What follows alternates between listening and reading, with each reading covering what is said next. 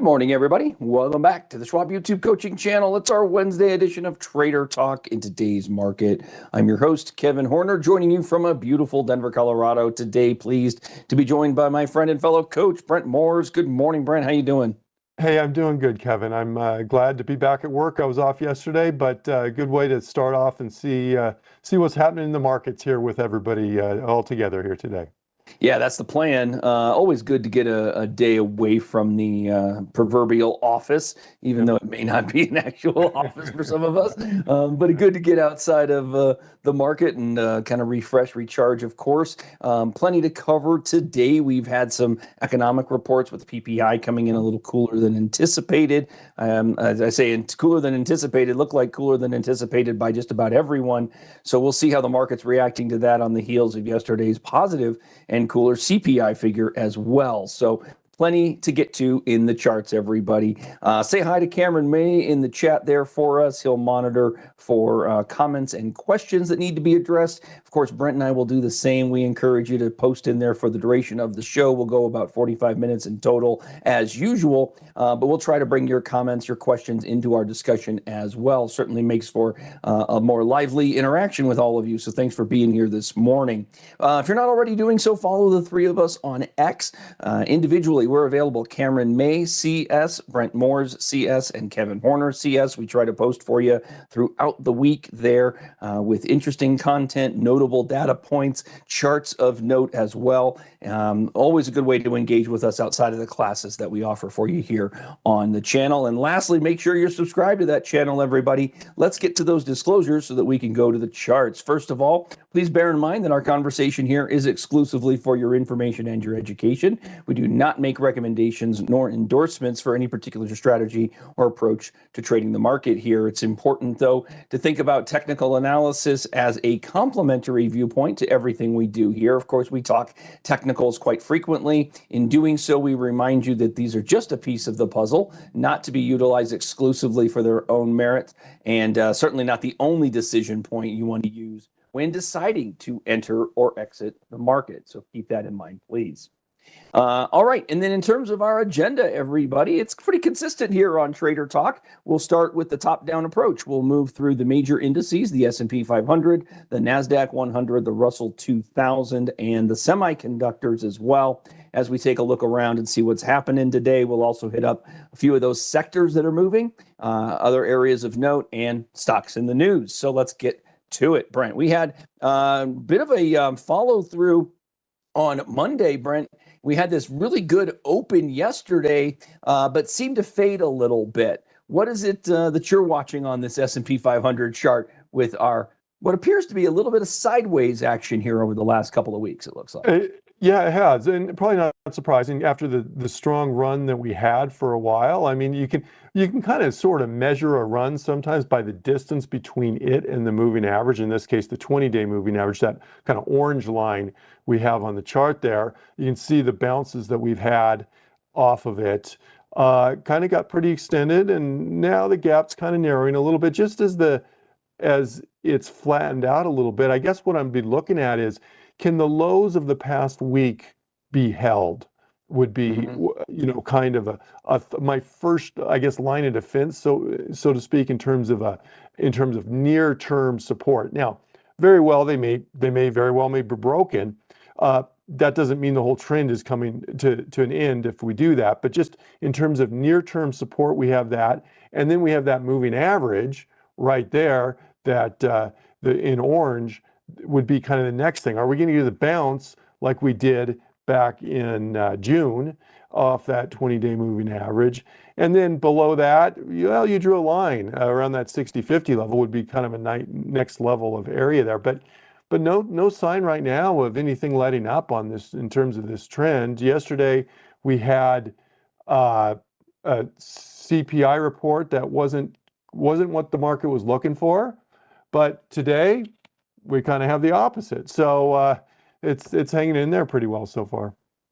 Yeah, I mean, I continue to be a little bit encouraged by the lack of give back in any given chance. There's always an opportunity, and yet here we sit just hanging on. That candle yesterday didn't seem to be inspiring. and yet it closed above the 10-day moving average. We've been, as you called out, we've been talking about the 20 all along the way, and the potential for the 20 is certainly there to come into play. We're less than 100 points from it, given our last trade right now, everybody. But we've basically been holding the 10-day moving average since back on our June 23rd, the day prior to our gap move.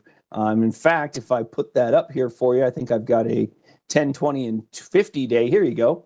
So look at the lows of the last 4 days, just all right on the 10-day. Now, you'd be forgiven for just utilizing your own comfort to have taken some money off the table, being that we've gone sideways like this and haven't continued to move aggressively to the upside. Nobody would fault a trader for just positioning themselves properly to their comfort as we move sideways in here. I guess the question, Brent, is do we maintain the 10-day? And if we don't, is it the 20-day that provides support? Do we push through and make new highs over the 6,300 from which we pulled back just yesterday? I mean, when you think about the way that the market's been moving, it really is about as simple as if then at this point, right? A close under the 10-day for somebody that's been long since late April, early May, they might just lighten up a little bit. I mean, really, it'd be a close under the 20-day that I think a lot of trend traders would pay most attention to, right? We've been above it for 57 or 58 straight sessions. So it seems like that's the one that stands the most importance for us.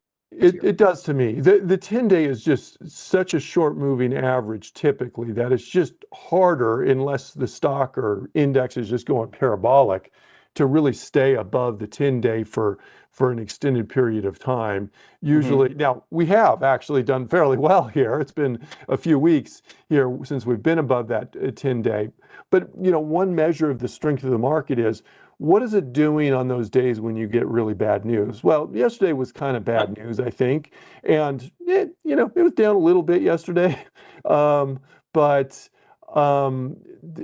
it really has held up pretty well. Even so, we have good days where the market's gone up. We've had down days where the market's gone down just a little bit, and so that strength just seems to be continuing there on that. But in my mind, the 20-day is probably more important on this chart than the 10-day. Also, one other thing, I mentioned CPI yesterday, I mentioned PPI today. Earnings, right? We've just kicked off earnings season. And so what's it going to take to break below the 10-day or the 20-day? Well, I mean, if we got enough bad earnings reports, that certainly could move the market down. But right now, for the most part, we've been shrugging off some bad news here. But we just have so many earnings reports coming up that could certainly set the tone of the market. It really could. We have to pay attention to that, obviously. I would think that, when you're thinking about or evaluating the trend as we've seen it through here, everybody, you notice that the instances we've been below the 10-day moving average do stand out. Instances below the 20 don't exist. So again, if you're utilizing a combination of short-term moving averages like the 10 and the 20, or maybe more intermediate like the 20 and the 50, just one way for consideration that some traders will give it is, look, a close below one first level, whether that's your short-term 10-day or maybe your short-term 20, that's a reason for lightening up a little bit. And then if you close below the next one, the 50-day, some traders would say that's a reason to lighten up more. Some traders would say that's a reason to move on from their trade. It's entirely at your discretion as a trader, of course, but have an idea as to where you want to add to the portfolio versus where you want to start pulling from things, right? You want to start building cash as things start to pull back a little bit. We really haven't seen it, but that doesn't mean it can't happen rather quickly. I know it's been grinding higher. My only caution in the face of a market that just wants to grind higher like this, Brent, is to not grow too complacent. It can be very easy to just think that no matter what comes, the market's going to continue to move higher, and certainly feels like that in recent history, Brent. But at the same time, we know that that's always apt to change. That won't last forever. So being prepared for a shift to the way things are going is always a good concept to kind of just keep in the front of your brain, right? Be thoughtful about what could be happening here. So, All right, so we've got a pretty good look on what's happening with the S&P,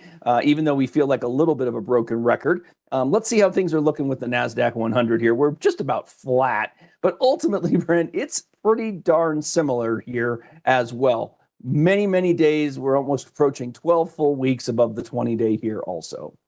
Yeah, with the chart is strong. Remember, the NASDAQ is approximately like 50% IT there.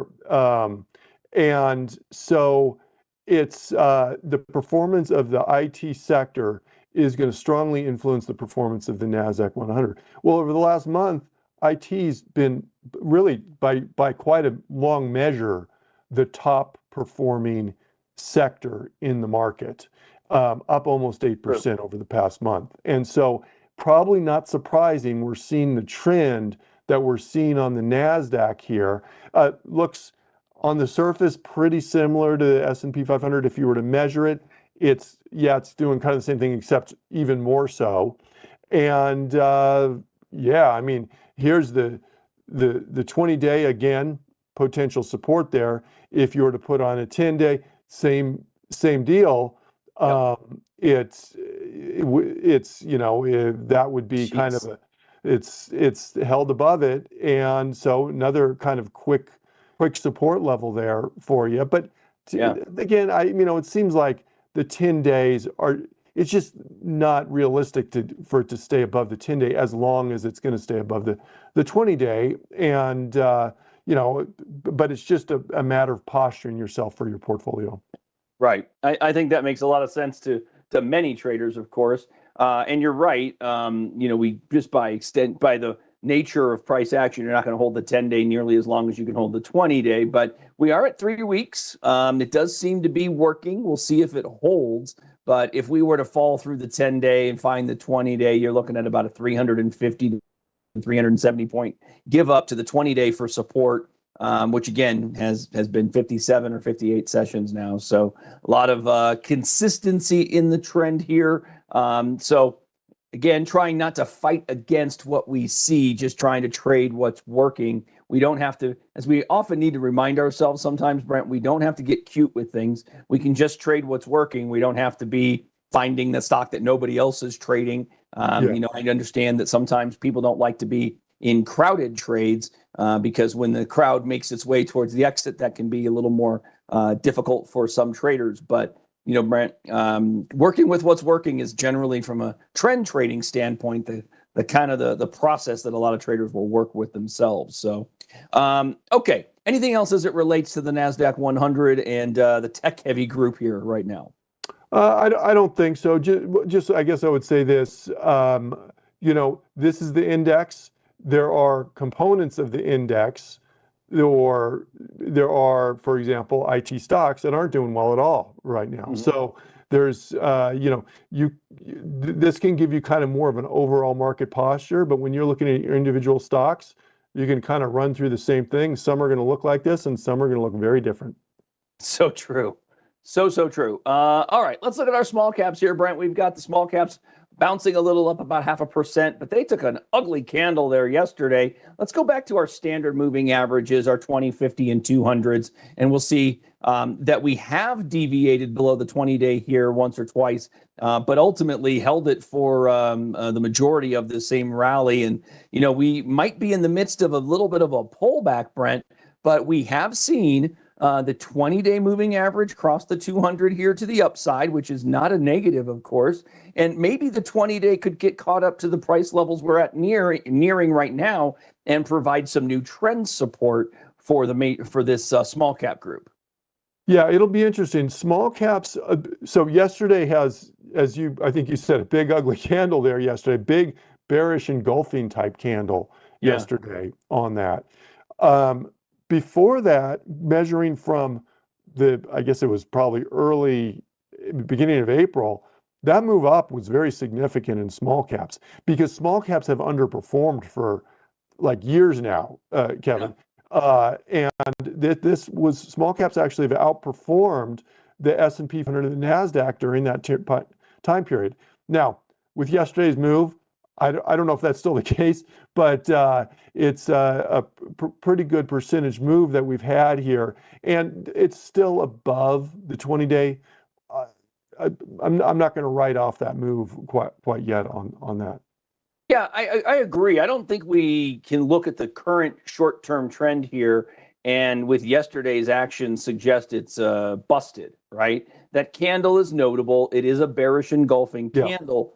And maybe it validates some serious resistance at about 2250, if nothing else. But we do have higher lows along the way. Obviously, we're up. As I drew the line in, it suggested about 27% off the lows here in the Russell. That's a fantastic bounce. I don't care how ugly the selling was. A 27% rally that took you through major resistance at the 200-day moving average, which could also provide short-run support. In fact, if we get internal short-term weakness in the small caps there, Brent, we wouldn't be shocked at all to see an intraday violation of the 20-day that tested the 200-day. Those are kind of close to each other. You know, they're about 15 points away. And that's more than sufficient in terms of intraday price action you could get from a major indice like that for a breakdown, an intraday test, but a potential still to hold essentially what many traders would say is major support around the 200-day moving average. Yeah, and you know, remember when we're talking about support levels, resistance levels,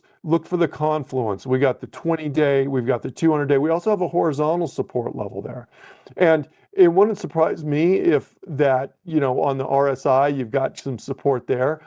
If that would be, or a level there, I guess, on the RSI, that may coincide even with about that 20-day moving average too. So, you know, we'll see if that holds, but there is some pretty significant support, and significance can be either born through kind of different number of hits off a support level, or the different indication ways of getting the support level, drawing it, diagonal lines, horizontal lines, moving averages. When you get a bunch of those, it probably becomes more significant in terms of that support level.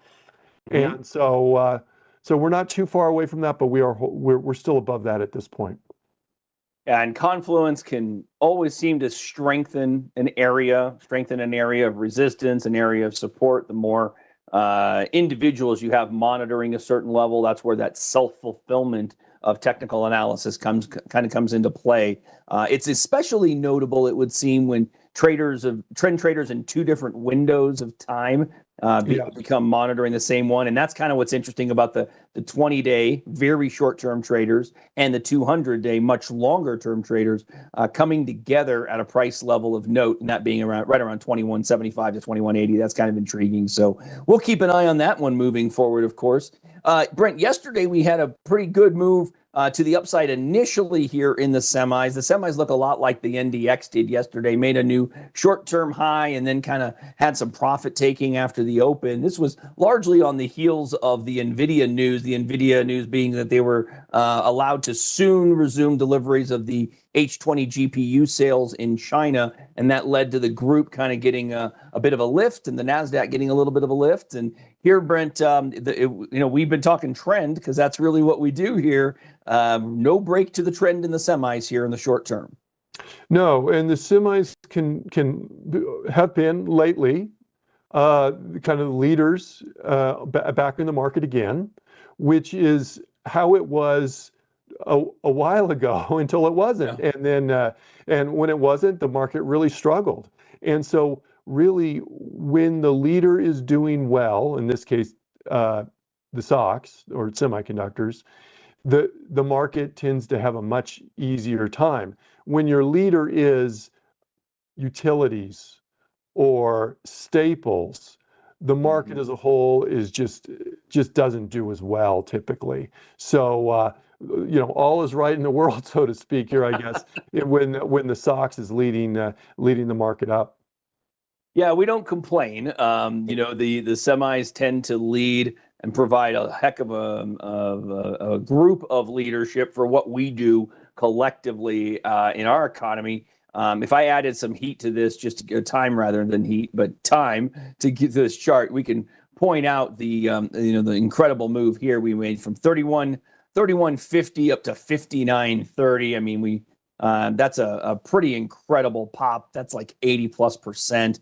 Wonderful. Yeah, we got a nice ugly drawdown, but man, the rally back has been tremendous off of that same 3,400 ledge back to 56. So, a really, really great run. Now we've seen that 54.45 level, prior resistance, potentially now new support. That's why it's in green now, everybody. So the hope for bulls is that any drawdown that breaks the 20-day in orange could test the horizontal support at around 54.45, 54.50 in the zone of the 20-day moving average. But again, this one, just like the NDX, just like the SPX, has not shown any breakdown of the 20-day. And again, that's notable, everybody. The fact that we've tested it and held, it provides strength, it provides comfort to the trend trader. At some point, it's going to break, but it hasn't yet. And so, when you're trading the trend, you're essentially, the thought is the last trade you make is going to be a loser at some point, because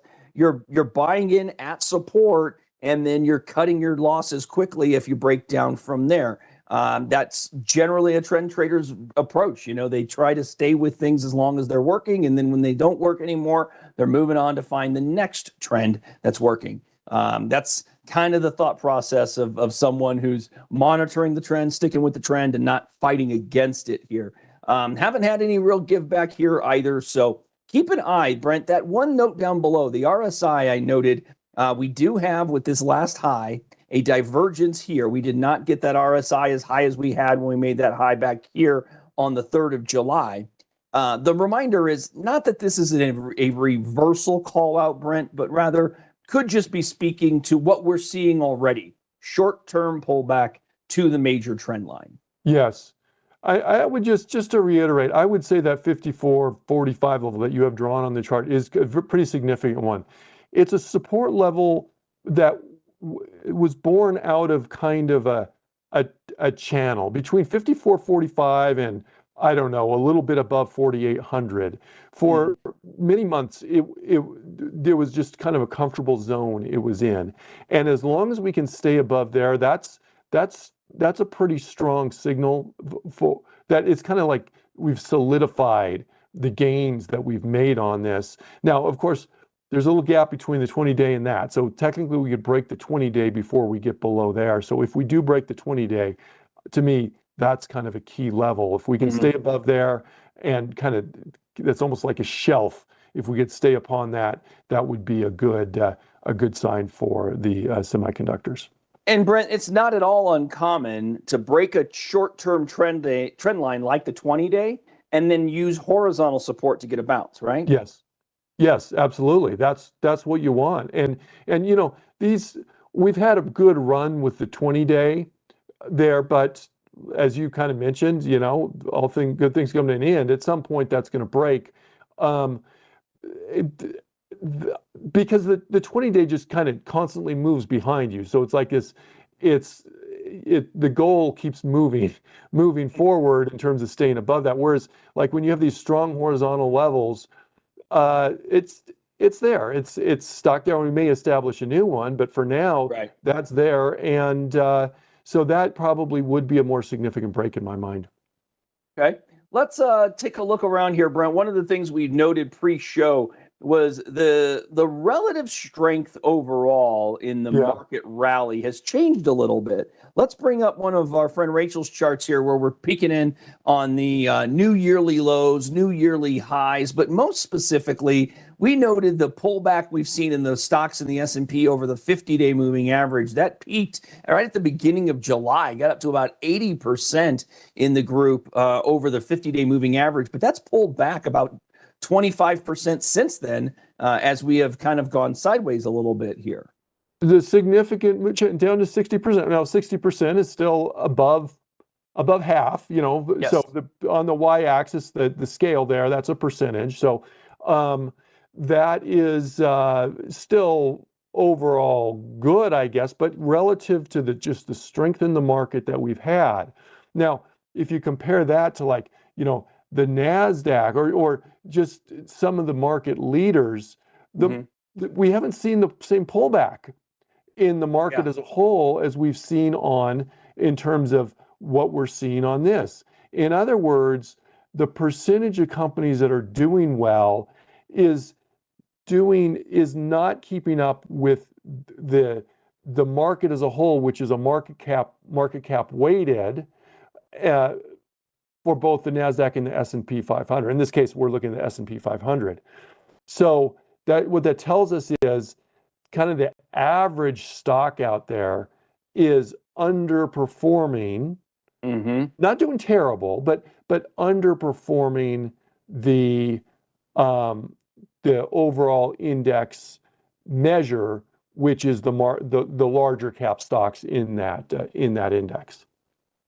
Yeah, it's an interesting development. And Brent, when we overlay some of the return details with another one that Rachel brought to us, Yes. the other thing that stands out to me is that, we have been talking about the health of the rally, but man, when I look at these 11 sectors of the U.S. markets, I only see one in a screaming uptrend like the S&P, and that's infotech.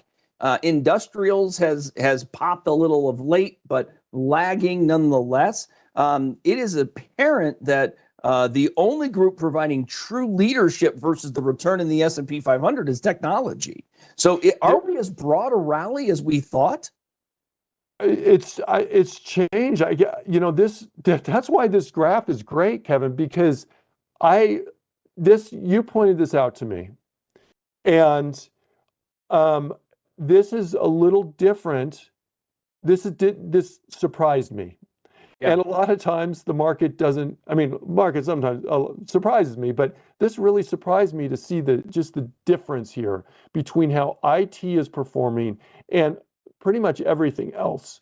Yeah. Now, if you think of the S&P 500, you may know this, Kevin. I don't know the exact percentage of IT as a part of the S&P 500, but it's the biggest sector out there.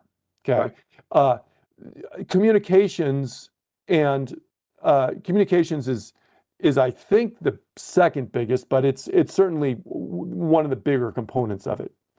And you can see communications has actually done relatively well here on this. It's not IT by any measure, but it is doing relatively well compared to most of the others. If you look at the graph, that's the bottom left on the grid there.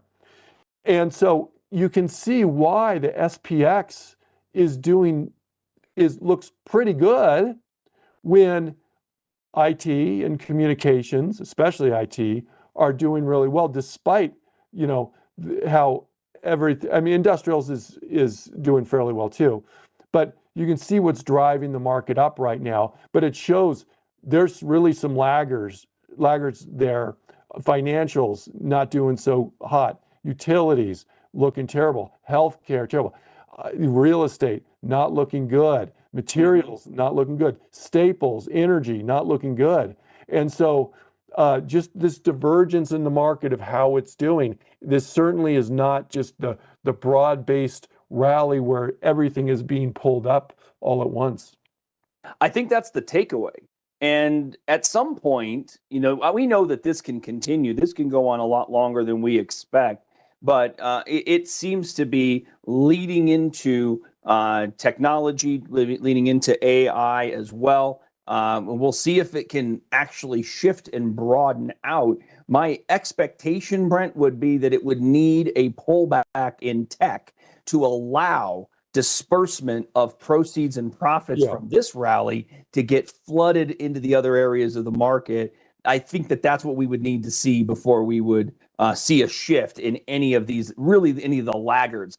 I know our viewers have touched on industrials have done okay, and you mentioned communications. Both of those have managed to do all right, but so many are lagging the return of the S&P by such a broad measure that a lot of traders are just doing what's working and leaning into tech-heavy positions at this point. Yeah, and just a reminder to everybody, these graphs are relative strength graphs. So this isn't just the pure performance of the index. So like if you look at, I'm just going to pick on one, healthcare there, which was up at 31 and it's now down at 25. It doesn't mean that healthcare stocks have dropped 20% over that time period, or you can do the same thing with materials and whatnot. But this just means it's underperforming the index as a whole here. So even though they're going down, doesn't mean all the stocks are going down in it. They're just they're not performing as well as the true standouts, which you can see on the graph are IT number one, and then industrials and communications, probably the other two that are kind of holding their own, so to speak, there. But so don't misinterpret what this graph is telling us, but this does show where the strength in the market is. Absolutely. And of course, if you're looking for just static return detail, everybody, you might find it most easily here in the Market Watch tab, quote specific, and S&P 500 sectors, which is with the selection I've made here, everybody, under the public watch lists. Just coming down to the public group here, the last one, and selecting sector indices. That's the 11 sectors of the U.S. market. If you want to incorporate industries, sub-industry groups, this is the secondary one that'll incorporate all of those. And then, again, here you can get year-to-date return detail. You can see it's not really a shocker. There's tech at leading, but industrials are the leading on a percentage return year-to-date. But again, that has a lot more to do with where they started on January 1 versus where they are today than anything else. So that's why we wanted to bring up that other chart here, why I was happy to share it with all of you, is just to review another way of looking at the returns we've seen in the market here and the leadership from these various groups. Yeah, let me add one thing here, please. Kevin, on this. For those of you who are using Thinkorswim and you want to add, say, a month return on this, it's really easy. What you do is on this page, or you could do it on the left in the gadgets on a watch list. If you customize it, go to the little gear there, and you see in the far right, go to the gear, and then the second one there, it says percentage change since. If you click on that, and then you see it says 5 days there, you can change that though, and you can go to 1 month if you want, and or whatever time period you want on there. And then when you add that in there, it will add. Then you can see, oh, there's my 1 month return, or whatever else you have in there. It's just kind of cut off a little bit on there, and so you can see different time frames on there, and you can see, oh, look, IT up 7.5% over the past month there. That's the leader, and you can sort those columns if you want by that, and you can see, oh, there's IT and industrials and financials and discretionary and so on. And just, because sometimes you want an intermediate view, not just look at what today's doing, not just what year to date is doing, although that can be helpful. But I often like to look at that 1 month, because to me, that gives you kind of the most recent trend performance, so to speak.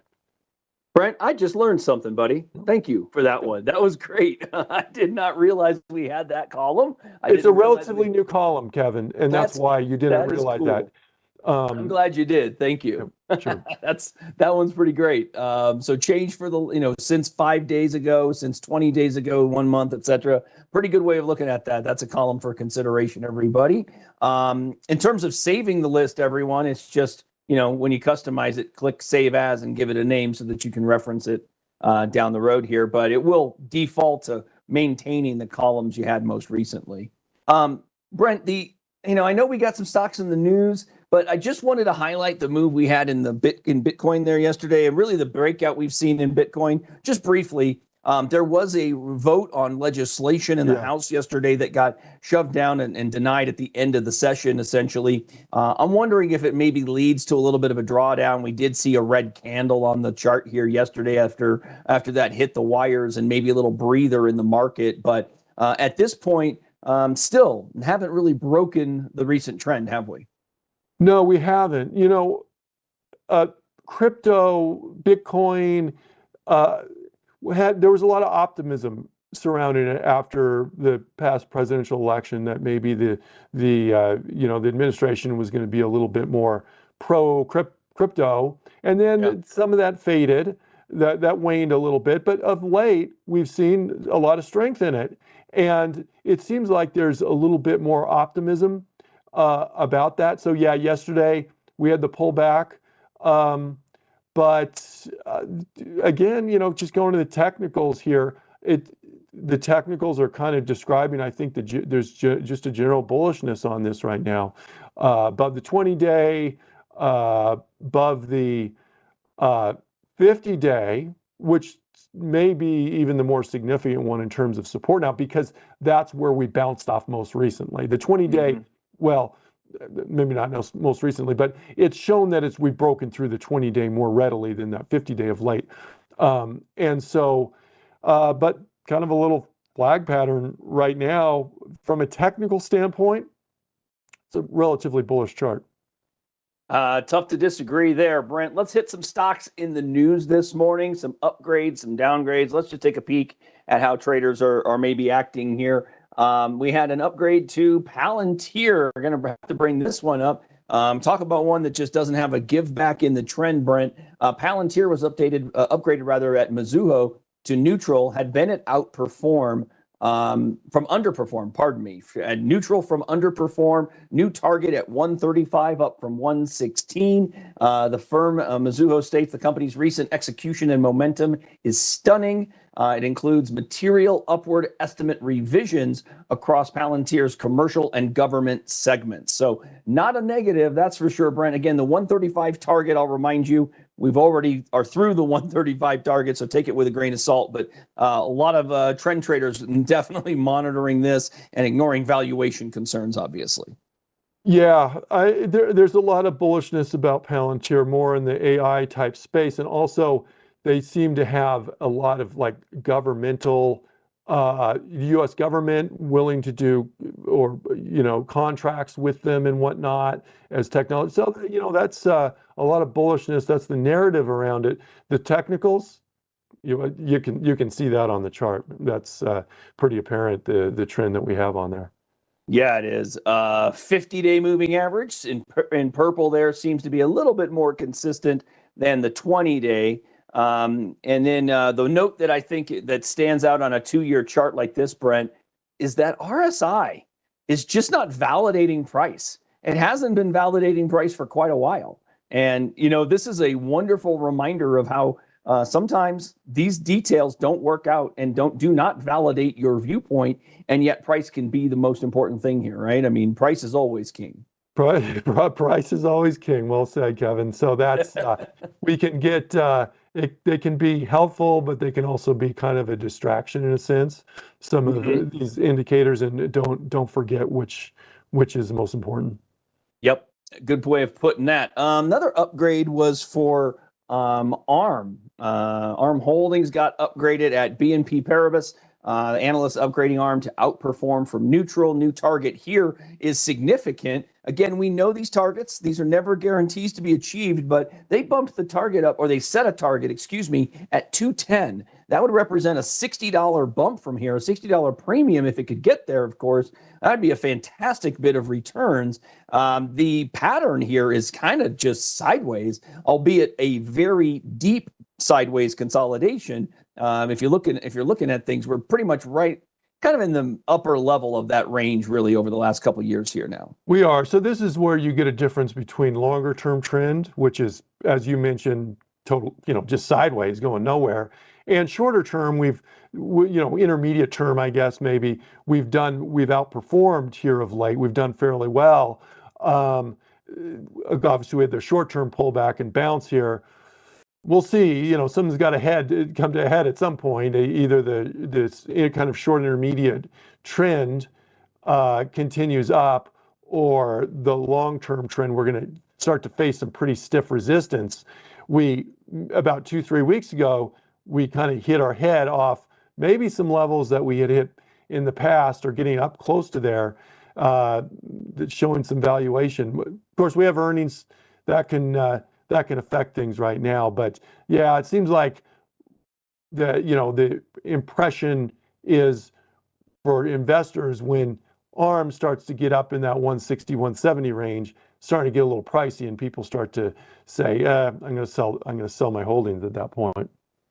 Yeah, that seems to be what's been going on over the last couple of years. And so the upgrade and a target at 210 seemed a bit notable, since we've not seen that price. And obviously this is this is a 10-year weekly. So we're basically in for the full life of the position here. It has basically just been 80 to 170 or so, with a brief window of time above 170. So pretty rangy in theory. But one of the things that I'm noting here, Brent, if we were just trading this trend from April's lows through the pullback low we just made, if it can trade through this week and close above the high we had from last week, longer range, that's going to look like a weekly close above the high of the low week in a pullback. And it could be the continuation that some intermediate to longer term traders are looking for here. It's possible that the trend that is in play now, that bounce, could develop into a more extended trend to the upside. Obviously, there's layers of resistance above that'll need to be taken out, but that is a possibility here for sure.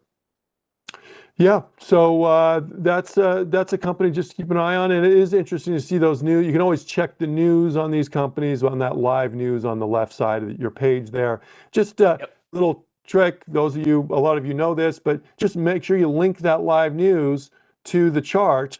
But Kevin has a kind of a purple 5 on both of those. Doesn't matter what your favorite color or favorite number is, just make those the same on both the chart and that way when you bring up the chart, it'll automatically bring up the news for that company. Nice and easy here within Thinkorswim. Always try to make it easy on ourselves where we can.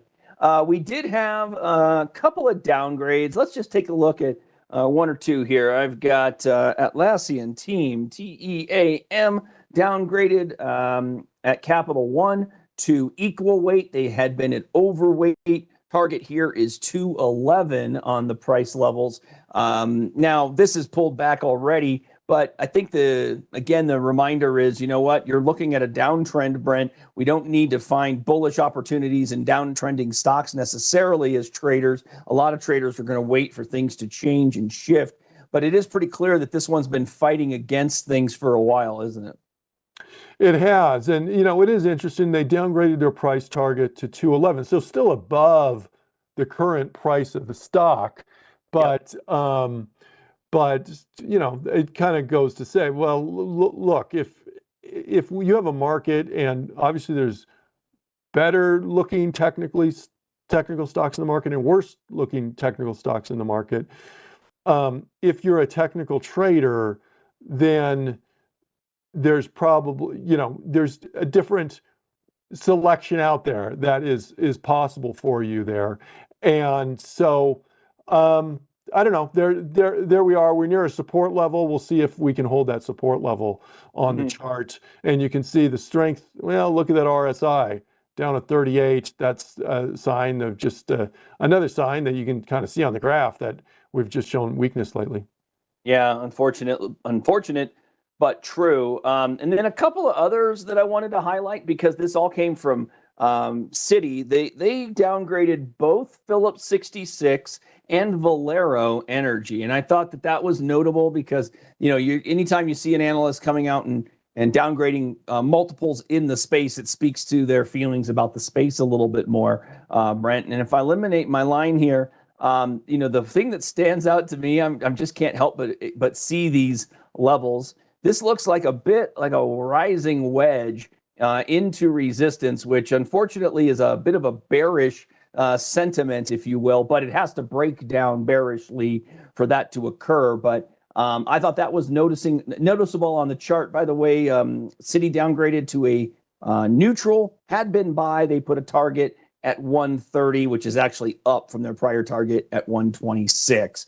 But Brent, this is still kind of questionable as to what trend we're really in outside of the last 3 months. Yeah, I agree. I think you have to look for a breakout either to the high side or the low side there. And that is, you can go in with like the idea, well, this may look more bearish to you.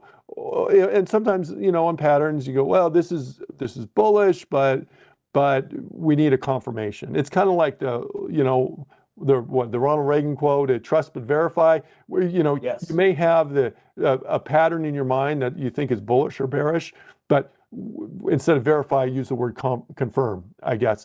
We're going to wait for a confirmation as a technical trader before you get too certain, so to speak, on a technical posture to take on that. I like that idea, Brent.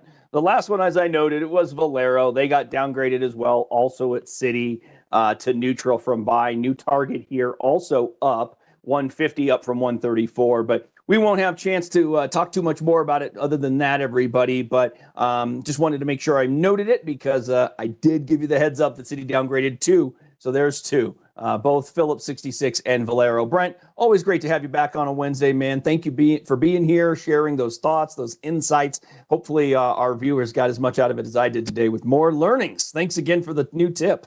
Thanks, Kevin. Always enjoy my Wednesdays with you. I hope everybody has a great day, and many thanks to Cameron May helping us out in the chat today. That's right. Thanks, Cam. Go ahead and follow the three of us on X, and make sure you're subscribed to the channel. If you don't mind and you like today's conversation, hit that thumbs up down below for us, everybody. We'll get this one into the archives as quickly as we can for you. So thanks for being here. Have a great rest of your Wednesday, everybody. We'll see you all again real soon.